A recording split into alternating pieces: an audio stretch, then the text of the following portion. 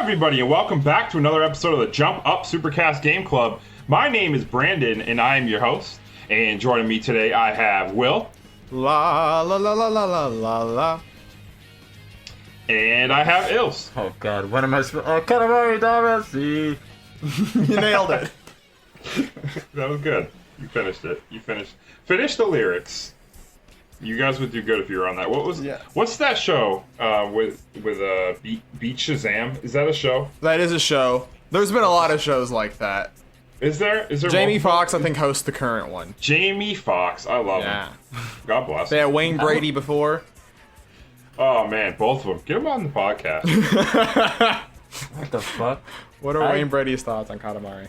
I had no goddamn idea they made shows like that now. Yeah. Yeah, they did. But speaking of weird shows, we played a weird video game this week, and you probably guess what it is. But if you can't, it's not the first. It's a sequel. We played We Love Katamari, or We Heart Katamari, I guess, however you want to say it. Yeah. But I say We Love Katamari. Wikipedia says We Love Katamari, so we'll give it to it. And I believe Wikipedia, so long as it's not writing on paper.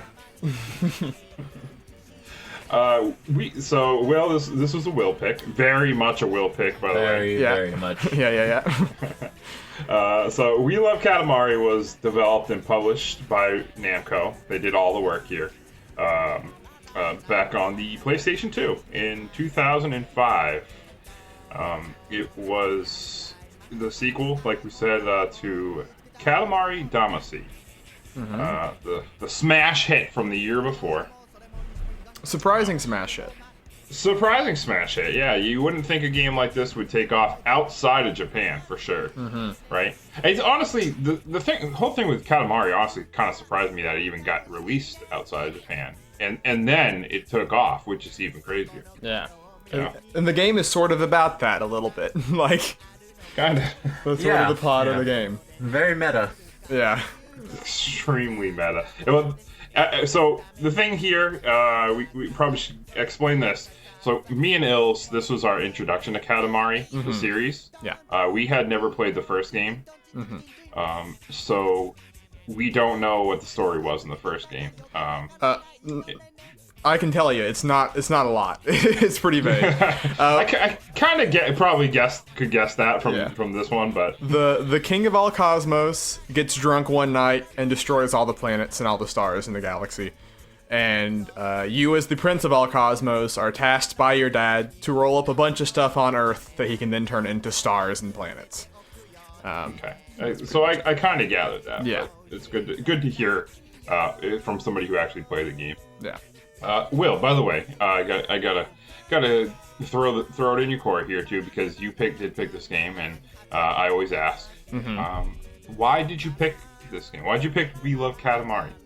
As I probably have indicated, I played the first game, but I played it a lot because I replayed it a bunch. It got re-released on PS3, and now it's on everything with the We Love Katamari reroll, or no, Katamari Damacy reroll. Excuse me. But either way. Yeah. But there's never been a re-release of We Love Katamari, and it's the only other one to have the creator, Keita Takahashi, work on it. And a friend of mine recently was having a child and was moving, and he said, hey, I'm getting rid of a bunch of my PS2 games. Here's a list of them. Just tell me what you want. And I saw it on there, and I said, oh, baby, We Love Katamari. I love Katamari. And so I've had it sitting there for 6 months, and I thought, this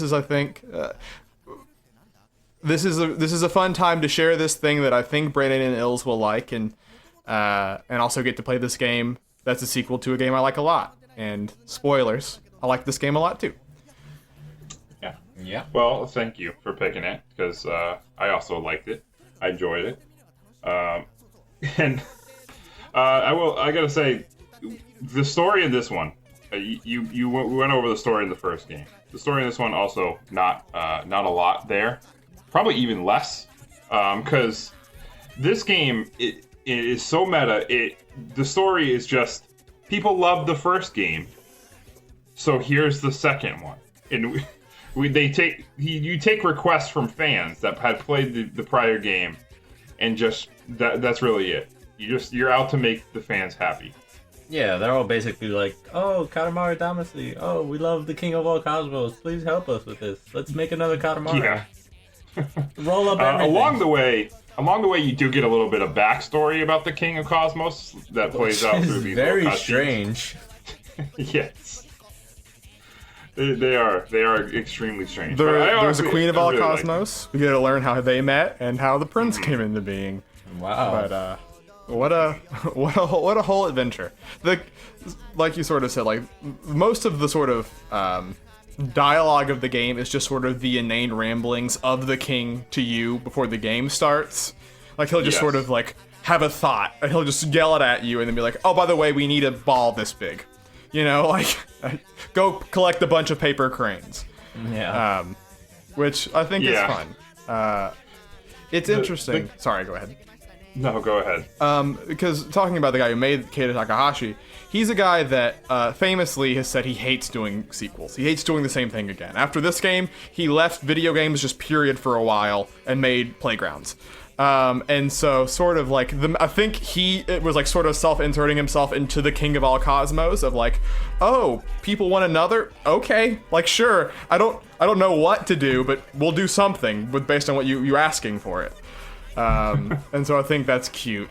But yeah, so much like you said, I mean, like we sort of already said, like a lot of this game is charming but frightening at the same time, you know, like Dear Lord, is it frightening?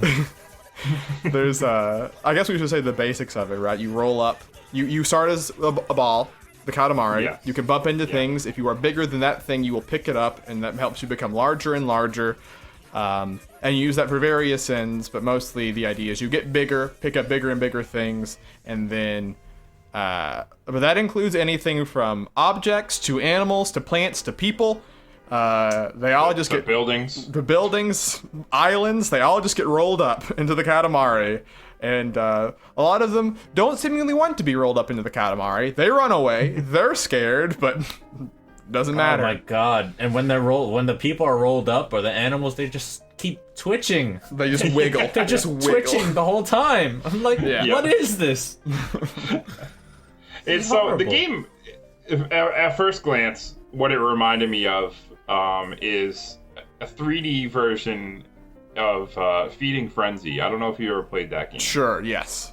It was on the Xbox Arcade, and you start as a small fish. You can only eat fish that are smaller than you, while trying to avoid the bigger ones without getting eaten yourself. And you eventually keep getting bigger and bigger. That's what it reminded me of. But that game was on a 2D plane. And it's just fish swim around.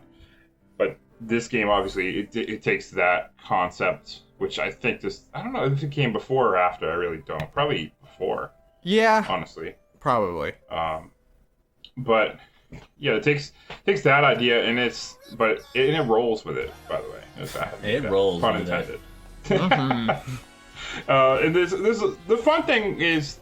Every level isn't as simple as just roll around and get bigger. That's the main concept. But every level has its own objectives for you that the king will lay out right before the stage starts. Yeah. He'll say very nonchalantly, by the way. The king will ramble and just all of a sudden, oh yeah, you need this goal, don't you? How about do this in this amount of time? There you go. Go ahead. You know, the king is a very, very interesting character who just is very, very aloof, I feel like, is a good way to describe him. I played the Katamari Forever, which was the PS3 one, a little bit of it at a friend's house.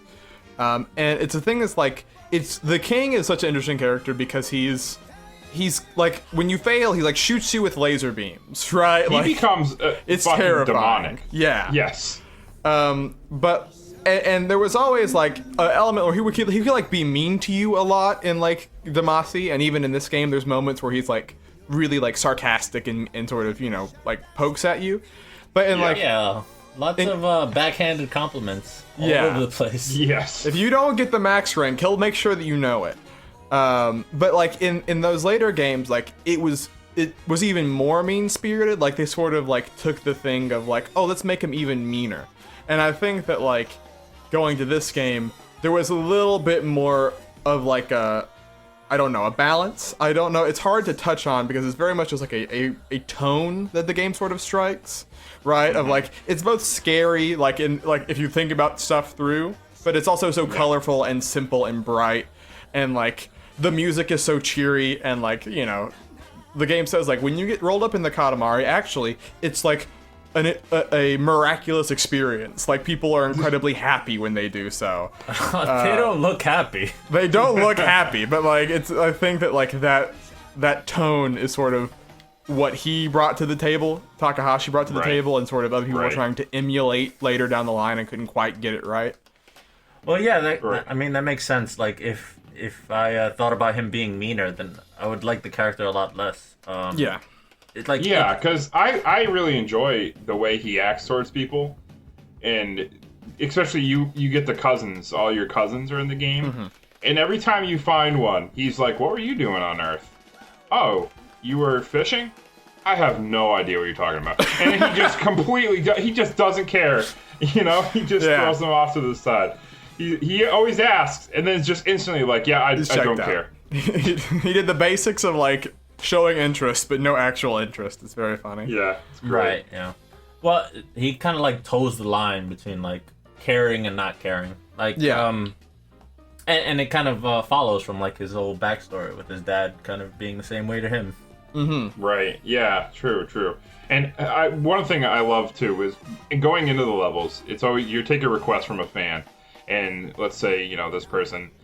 We mentioned like they want to light up their campsite, so you have to collect all these fireflies, and person will ask you to do it, and you'll go up, and the king will be like, "Oh, a fan wants to collect fireflies? I'm not interested in that at all." And then the fan will shout something up to him from Earth to the heavens, and they'll say, "King, you're the most handsome man in the world," and he'll just be like, "Handsome? That's a great idea. We should do this." Exactly. Yeah. He does it every time. It's very every time. I laugh. He has no time. interest until somebody like compliments him. Yeah. And like Il said, like there's the scene where like he was a boxer when he was young, which is like what? But he literally comes in second, and your grandpa, the dad, just throws it in the river. He's just like, "Get this trophy out of here," and like. That's why whenever you get a middling Katamari, he's just passing it down. He's acting the same way. He punches his dad. I know. Yeah, it gets kind of heavy right there. Yeah. Runs off, and his pompadour breaks off. Strangely enough. Yeah. Just gets chopped off. Yeah. Yeah. He picks a fight with some dude. It's all very weird. Yeah, it's funny. There was sort of a similar thing in the first game, which was like the primary thing of like we're using the Katamaris, and then there's like a family that is just like living their normal life. Their dad's going to be an astronaut, and they're like excited about that, but they keep seeing things about like the Katamari on the news, like oh, this village just disappeared, right? A bunch of other stuff. And then the day of the dad's launch, the rocket ship just gets rolled up, and they all get rolled up together, but they're like, "We're a family. Like, we're all together at least." What the fuck? Oh my god. It's wild. And they all get to go to space together because he was an astronaut. So that's so strange. Like, if it didn't have that like cheery tone and wasn't like stylish, this could very easily turn into like cosmic horror, Lovecraftian type shit. Yeah, just like this unthinkable little man rolling up the planet, just the whole galaxy. Yeah, just like the universe does not care about your problems. It's just gonna roll over it all. And when you look at the game, we mentioned that it has the cheery nature, and the graphics, honestly.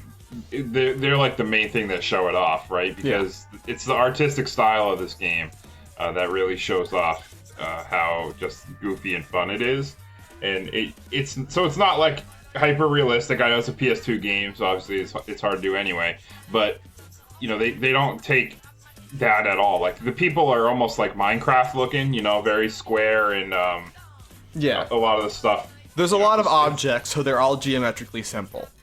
Yes, exactly, and it's everything's very colorful too. Yeah, I mean the thing because this came out a year after the first Katamari, and sort of I think the biggest difference in like it's very similar, right? Because there was a year, so it was very much built off the same engine as that first game. But I think they've learned how to have more objects on screen at a time. Like there was a couple of levels that like I was like, oh, they're like sort of showing off. I mentioned it before, but like in off mic. But like the candy level, like there's a part where like a whole house is sort of made of chocolate and like a bunch of other stuff, and you're picking up the Hansel and Gretel one. That was fun. That was fun. And but you're picking up like hundreds of these things, like in like a span of like seconds, right? And in the first game, they couldn't quite pull that off, and there was a couple of moments where it would like slow down a little bit and chug. That didn't happen as much with this game. We played on emulator. Well, you guys did. I played on the PS2, but like my PS2 was fine. It largely worked okay. My emulator chugged a couple times, but that's more my computer's probably issues because I think Il said he didn't have that issue at all. Yeah. No, it ran pretty well.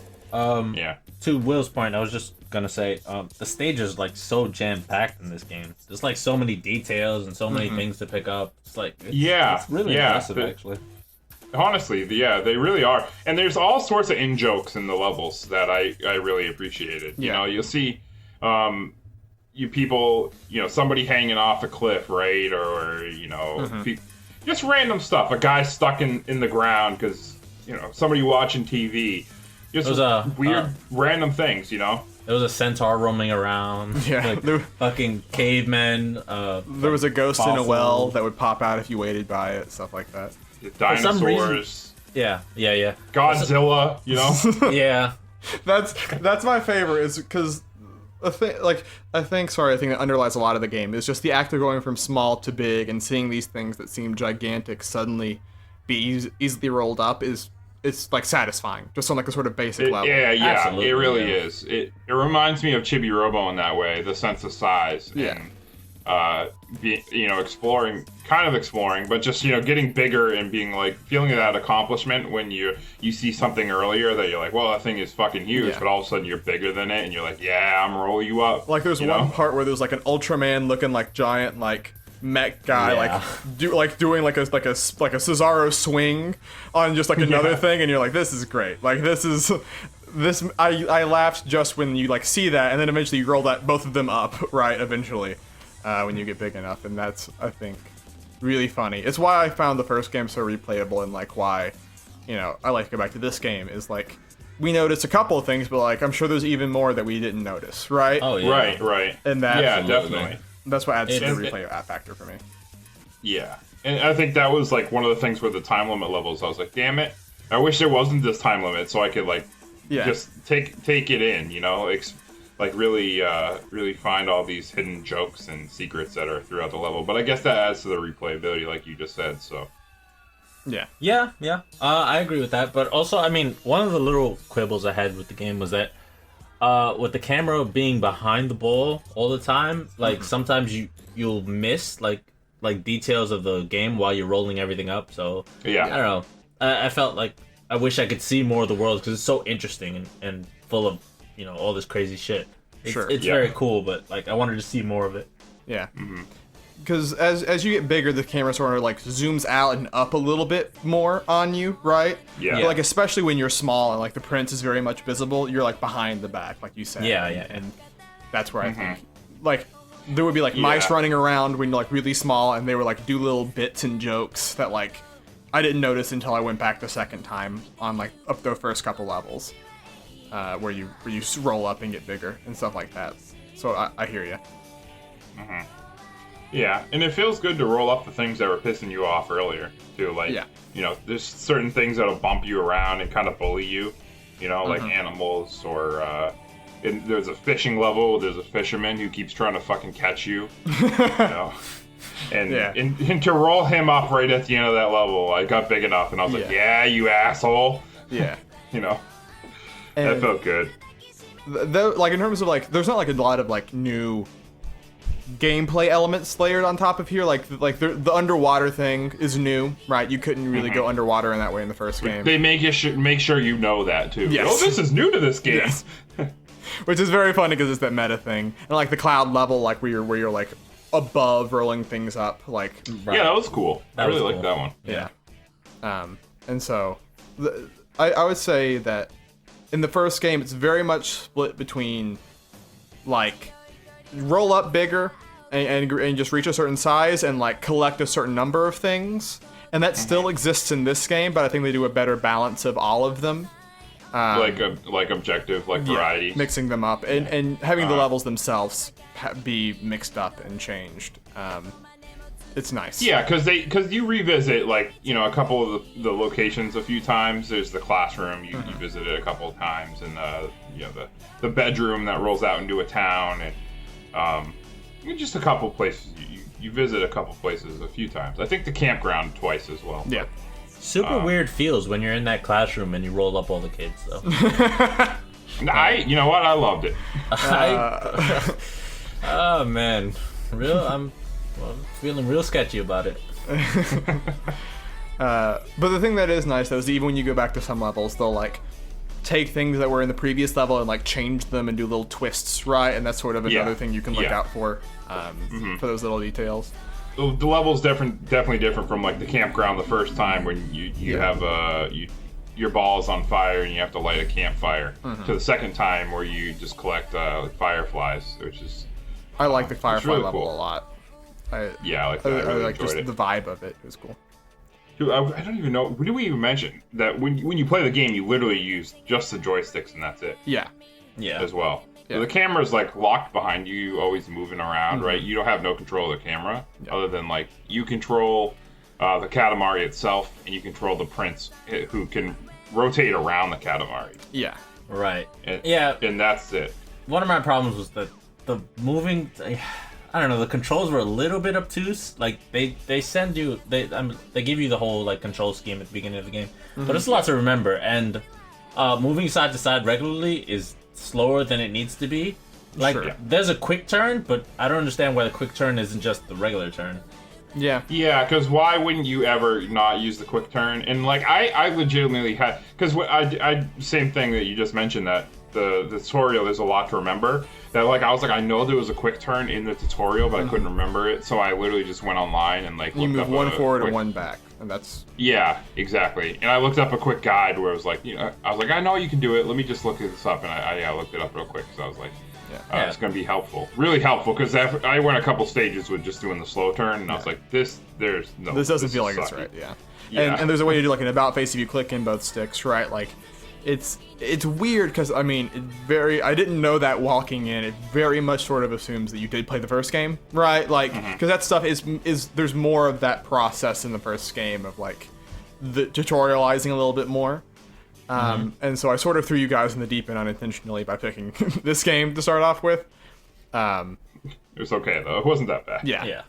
But I would say, like, even though having like the majority of the controls or all the controls on the control sticks, they could have just used the shoulder buttons to help you turn. Like, sure, why not? Yeah, I mean, it very much feels like a guy who's like, he had the idea, I want to make a game that's only with this analog sticks, right? And they sort of like went from there, but it's like you don't have to like attach yourself to that idea too much. Like you can, it's fine to use the shoulder buttons. Yeah, it's to a lesser extent the Metroid Other M thing. Yeah, I would say to a much lesser extent in that way. To a much lesser extent. I think it's super interesting too, like, because I remember he said, talking about the two sticks, that like there was a game he used to play growing up called like Battle Zone that was in arcades, and he wanted to make a game based off that. And if you look at Battle Zone, besides the idea that like you use sticks to control your character, there's nothing in common. And I think that stuff like that's really funny, just like these weird inspirations that you get with a sort of singular maker, Right. Yeah, I played Battlezone. It's just a very simple tank game. Yeah, but the idea of the stick stuck in his brain, and you're like, okay. You never know where you're gonna get inspiration from. That's true. Yeah, true. Well, I think with Battlezone, you move the tank, but you also have to control its like the top part where you aim. Yeah. So, I guess I could kind of see it, but also not really. Yeah. Fucking Battlezone for the Game Club win. Next, you think the ball's in your court, Ilse. Oh well, we'll see. Yeah, and I mean, I don't want to like go like too much in the backstory of this stuff, but I do think it's also interesting, like, part of the story I think is informed by the fact that, like, he had the idea for Katamari for, like, 2 years or, like, 3 years, and he kept pitching it over and over, right, to Namco, and they sort of said, like, I don't know, like, this is very weird, and he, like, essentially just he got 10 students who were working at a game design college, or who were going for game design in college, and they had them make a prototype. And that's how he had to, like, and he kept showing it to them over and over, and then him iterating. And then eventually it got made. And so I think the idea that, like, this became a success is, you can feel him caught off guard. I hate to circle back around, but I think that's an interesting story for, like, any video game creator. It's just, like, he sort of walked in expecting, this will be my one and done. I'm not going to make another video game. Because this is going to flop. I'm sticking my name on this, and it's dumb and weird. But, like, no, people responded, and that was cool. Be careful what you wish for, I guess. Yeah. Yeah. I mean, I'm kind of glad he made the sequel based on, you know, what you said, where he had more ideas, you know, and kind of built upon it. Yeah. Did even more with it, so. So I thought it was really interesting. And I would be remiss. Wait, one sec. Do you think he had, like, more ideas, Will? Do you think this is, like, a significant step up from the first game or something like that? I would say it's like a Mario Galaxy to Mario Galaxy 2 situation, right? Right. Like, there were probably ideas. So it's better than the first game. Well, I mean, I think there's a strong case that it could be. I think that, like, in terms of the level of variety, it's an improvement. But I think that's very much like, okay, this thing was a success. I still have these, like, 6 or 7 ideas on paper. That's more than enough to make a game. We can make another, right? But I think that after he did this, he probably ran out. You know, that was sort of like, okay, we sort of done all we felt. And, like, when I played that little bit of Katamari Forever, you could feel them, like, stretching to think of different ways, right? Like, now the Katamari is wood, and it can catch on fire, but it also floats on water. And you can only pick up certain things because it's made of wood versus other stuff. And you're like... to me, there was something gone from a little bit of this sounds like smug, but there's like a beautiful simplicity in some ways, I think, to like Demacia in this game, in terms of just like a very core, fun, satisfying idea and a great aesthetic that surrounds it, right? And a great sort of world that's very unique. And a big part of that is also the music, which has he just got a bunch of people that he knew from college and like different groups that he liked to do music for it. And they don't reuse a lot from the first game, actually. But they always they do a lot of riffs on that la la la la la la la la, and every game has Katamari on the blank. I think this game's Katamari, if the first game was Katamari on the rocks, this one's Katamari on the swing, and like they keep going from there. That are all sort of remixes, and so... And, yeah. I like the one with the just fucking dogs barking for some reason. Yeah. And so, like, I find the music's, like half the charm of this game in a lot of ways. Like, I like it a lot. And that's all, you know, personal tastes, but it's a big thing that I enjoy about it. Mm-hmm. No, I really liked the music. It was hilarious. Caught me off guard when I first started playing the game. I was like, what the fuck? Yes. It's catchy. I mean, it sticks in your brain. Mm-hmm.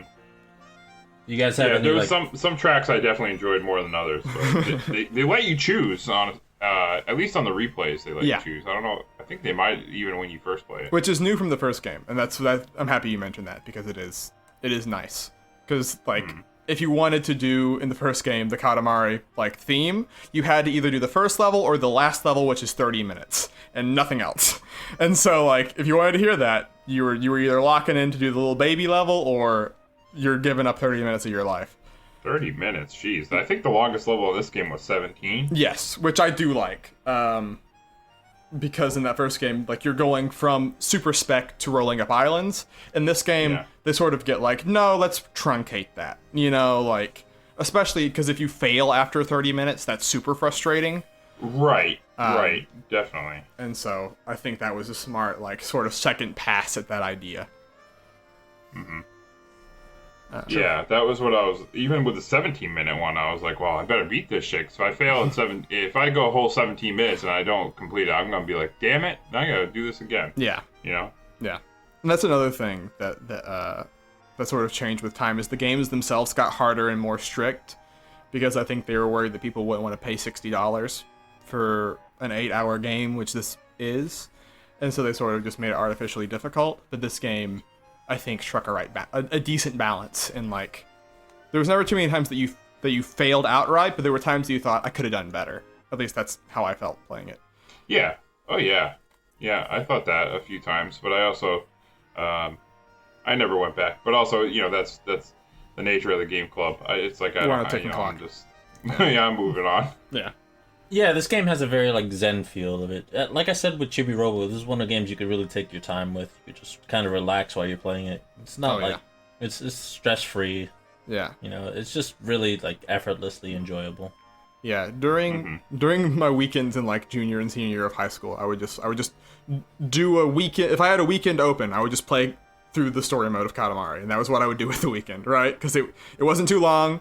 You would do like 4 hours one day, 4 hours the next day, but you're like, I had a good time. I was stressed out from school, and I rolled things up in a ball, and that was it. And so and you made them stars. I made them stars. Well, did you guys have? We mentioned the story, we mentioned the graphics, we mentioned the music, and the gameplay. So, did you have really anything else that you have noted that you want to mention? Yeah, I just wanted to ask you guys like what your favorite maps were. The racetrack was my favorite. Yeah, the racetrack. That's funny because that was my favorite too. Yeah. The racetrack, the zoo, was probably my second favorite or third favorite, because collecting the clouds was also really good. Yeah.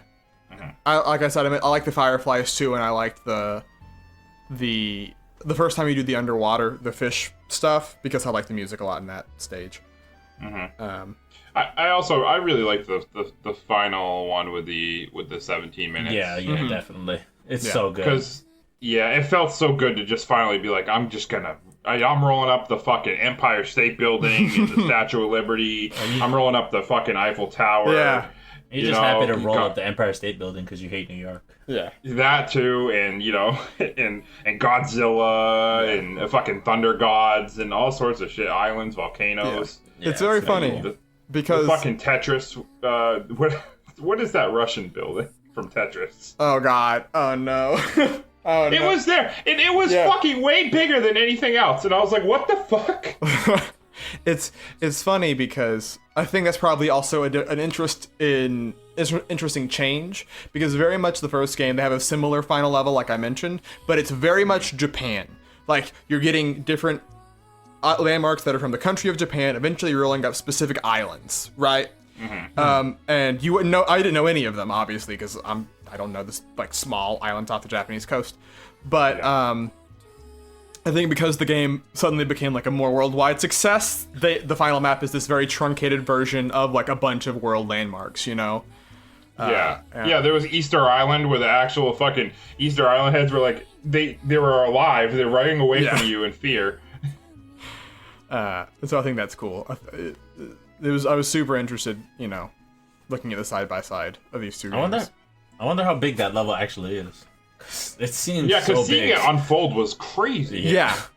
And I think that a lot of that was actually them doing really neat loading tricks, right? Like having the king talk to you. Yeah, and when they do that, when you get to certain sizes, that's when they're sort of like, the Empire State Building probably isn't always there. They only load that in when you're big enough to potentially see it, Yeah, right. The king's always like, hold on, oh, there's a new area for you to explore now. Yeah, it was blocked off earlier, and that's when you're like, oh, now that they load it in. But it's a good way to make it seem like more effortless, I really liked also the loading screens, just that he would word by word say sentences, right?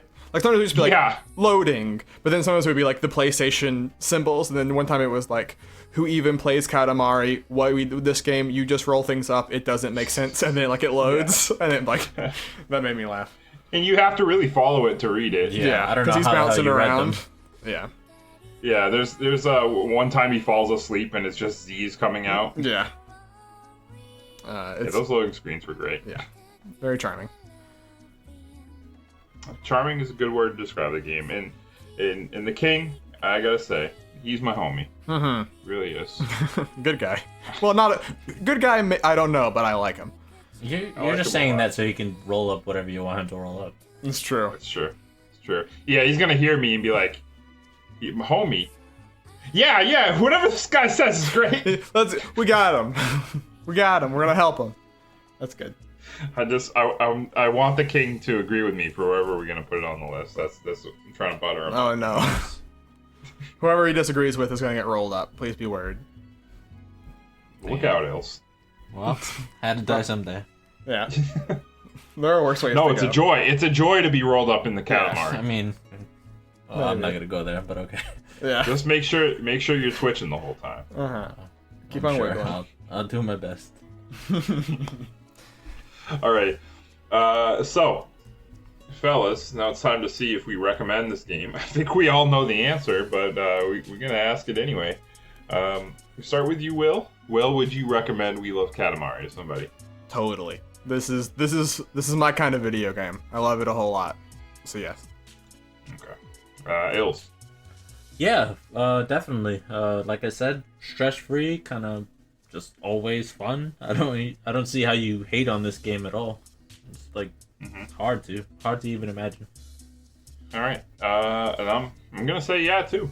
I would definitely recommend this game, and maybe check out the first one too. Even maybe I will someday. Who knows? But it's interesting. I don't know about after Takahashi left.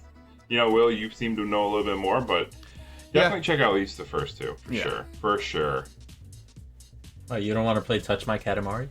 Touch My Katamari. What an interesting game. I think that was on the fucking Vita. That was the maybe. Vita game, yeah. Yeah. So I don't know where the series went from here, but I can tell you, at least from playing the second game and the second game only, that it's a great time. So I would definitely recommend this game. Now, since we recommended the game, we need to rank the game by putting it on the list. Follow down in the paste bin below. The list is an ongoing list of games that go from best to worst. Yeah. And if you're looking at the list in the paste bin description in the link that I left, you can see all these video games on here. And now we have to decide where we're going to put Katamari. Where do we think it goes in comparison to the games that are already on the list? And by the way, we add every Game Club game we play to the list, and on our weekly episodes, we add a game every single week. So if you want to follow the list, make sure you listen to everything. You gotta do it. And speaking of everything, we got something coming up pretty soon. I just want to give a shout out to Ranker Slam, where we're gonna re-rank some games, and it's gonna be a good time. So make sure you check out your feed for that. But in the meantime, we need to find a place for Katamari. We love Katamari. Will. You pick the game. I always give who picked the game the first go at it, throw the dart at the board, and say, this is where I think the game goes. So, what are you thinking, man? See, this is a hard one, right? Because I know that I may have more personal affinity for it than either of you guys, but I want to try to be fair. Okay. I think that I enjoyed it. It's on the upper echelon of Game Club games, I think. Yeah. I think I would probably put it in maybe like the mid to lower 40s. Is that? I don't know. That would sort of be like Uncharted. I don't know if I put it above or below, to around Chibi Robo, right? I think that's sort of where I was I'd put looking it above at. Chibi Robo. I think I would too. Where's Chibi Robo? Yeah, I put above Chibi Robo. To be honest, I think I'd put it above Okami. Wow. Take a look at where Okami is. Okami's number 32 on the list. Wowie zowie. Wowee. Above Okami though? I like Okami a lot, but I also like this it game a lot too. And that's a game I recently completed, and I like that game a whole lot. I'm looking at it. I mean, here's the secret. I put it above Super Mario Brothers. I put it above Tomb Raider for sure. Sure. Yeah. Yeah, sure. I mean, for me personally, if it were above thing- Okami, I put it above Borderlands. Yeah. I wouldn't mind that. I wouldn't. I feel like Yeah, that's probably a good place to stop. Yeah. I don't think I would put it above Psychonauts. Yeah, I understand that. That's probably a good place for it. I'd be fine with number 31. Lordy. That's pretty. It's Pretty high. I mean, but my only issue is. I mean, I'm feeling 33, honestly. But yeah, I don't know. Hey, go Because ahead. the thing with Okami's, it just kind of wastes your time at the end. And I didn't like that. There is. Yeah, Okami I like a lot. But I think like sort of like Il said, like there's some moments where I think one of the strongest aspects of We Love Katamari is that like it doesn't have a lot of fat to trim, you know? Exactly. I love when games know when to end. Yeah. Or like they don't jam pack Yeah. stuff in where it's just unnecessary. Yeah, and I Yeah, I understand. mean, what Okami it could is. end like 5 hours, at least 5 hours sooner than it does. You know. Yeah. And so I think I'd be happy with putting We Love Katamari above Borderlands. Yeah, All right. Okay. I agree. All right. Cool. I'm cool with it. All right. The Wills Coalition. Rare, but it does happen. All right, so that's gonna put We Love Katamari at number 31 on the list, putting it into some pretty high territory in comparison to some of these games, because we're getting an upper echelon of games. Honestly, you start hitting the top 50s, and you start getting some good ass stuff here. Yeah, so, dude. Shout out to We Love Katamari for making it so high. So let me just tell you the games that are around it if you haven't got a chance to look at the list yet. Number 29, Super Smash Bros. Melee, and you know that's a big one. Mm-hmm. Number 30, Psychonauts. That was also a Game Club game, by the way. So if you want to hear us talk about Psychonauts, just go ahead and check out the Game Club episode. It's got to be somewhere on the internet. I'm sure you can find it. You're a smart person. Number 31, We Love Katamari. And number 32, Borderlands. And number 33, Okami. Okami HD, if we want to get real specific. Mm-hmm. But that is it for the list portion. Now we're gonna wrap up here, but before you go, don't stop listening yet, because we got plenty of things to talk about real quick. And I'm sure you want to listen to them. So if you enjoyed the podcast, which if you made it this far in the episode, I'm sure you probably did, and if you didn't, I don't know what you're doing still listening. But if you did, go ahead and make sure you give us a follow on SoundCloud. So go to soundcloud.com/jumpupsupercast. That's where our main uploads are, but that's not the only place you can listen to us. You can also listen to us on iTunes, or you can listen to us on, rate us 5 stars on iTunes, by the way, and drop a comment in below, comment on SoundCloud, interact with us. We'll talk back to you, I promise. And you can follow us on just about any other podcatcher that's out there. Just Google Jump Up Supercast. I'm sure you can find it, whatever one you want to listen to us on. We also have social media. So we have Facebook. You can follow us on Facebook, Twitter, and Instagram. We're going to post when the episodes go up, so it's always helpful to follow us there. And hell, drop a comment, and like I said, we'll talk to you. Let's talk about some video games. And then we also have a Twitch channel, twitch.tv/jumpupsupercast, where we play some video games time to time, and hell, come through, talk about video games. Mm-hmm. That's what we do. We love video games here. Now, normally That's our lives. That's our goddamn lives, and we wouldn't have it any other way, by the way. And Ranker Slam coming up real soon. I think it's August 11th is when we're going to record it. August 10th or 11th, somewhere around there. So the week right after SummerSlam, biggest event of the summer. biggest party of the summer. I forget the biggest party. This is the biggest podcast party of the summer. It's going to be Ranker Slam. So make sure to keep an eye out for it. No. But before we go, I just want to thank Ills and Will, both of you guys, for joining us. Are we sure? Or are we not going to... Or is the special episode of the Game Club going to be next week?